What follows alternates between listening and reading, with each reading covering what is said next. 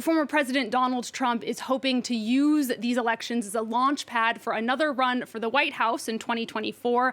He's expected to make an announcement about that next Tuesday. Trump is following the results from a watch party in Mar-a-Lago, Florida, closely watching the races of his hand-picked candidates. He had some special words for one of his favorite targets, the media. Let's take a listen to Donald Trump.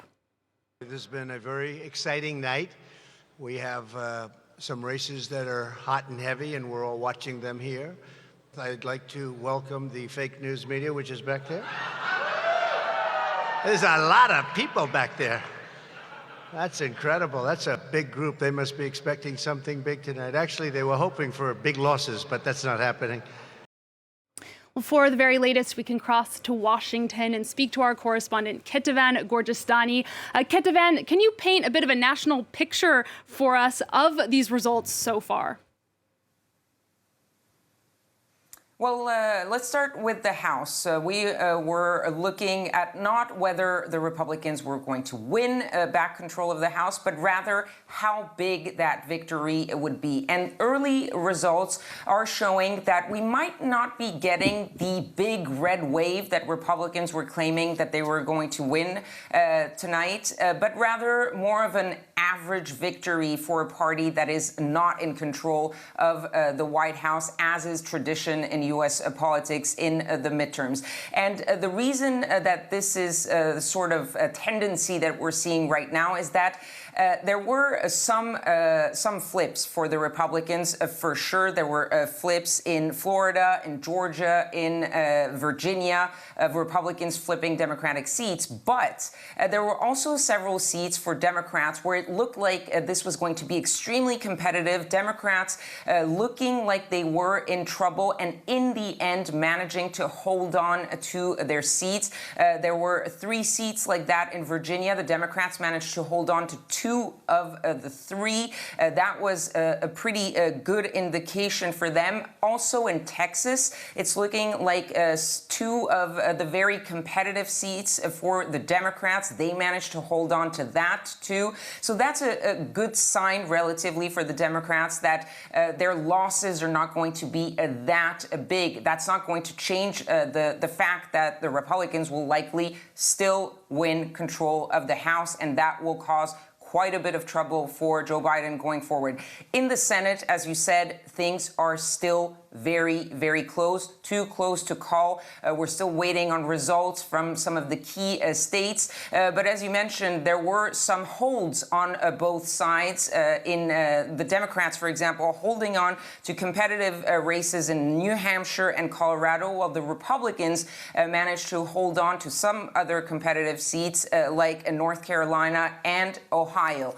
But if we're talking about the red wave, there was a red wave, and it happened in Florida. Governor Ron DeSantis winning by a landslide. He called it a win for the ages. He said that they had rewritten the political landscape of the state, and that is probably right, because it looks like the Republicans in Florida have managed to change the state from a battleground state to a state that is looking increasingly like a strongly red state. And if you look at the results for Ron DeSantis, not only did he win by a lot, but he also won in some traditionally Democratic strongholds like the Miami-Dade County. That is a big win for Ron DeSantis. And why is that important? You played a soundbite from Donald Trump, who was at a watch party. He probably is not really happy with that result. We're seeing some jabs between Donald Trump and Ron DeSantis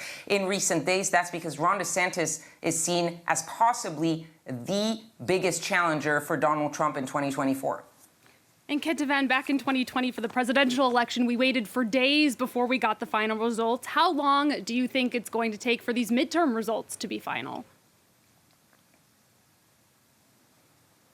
Well, some states did make some changes after 2020, so we could see some states being a little bit faster than they were back in 2020. It's also likely going to depend on how close those races are, because if you add the closeness of the race plus the counting of the ballots. In some states, there are rules in place that say you can't count early voting or mail-in ballots before the start of election day. That delays, of course, the counting. But also you had states who said that they were going to count through the night to try to get this done as quickly as possible. So we still might have to wait a few days possibly to get at least a good sense of what is happening. And I'm thinking, of course, more importantly, of the Senate, because it looks so tight, because it looks like it might come down once again to the state of Georgia, like it did back in 2020,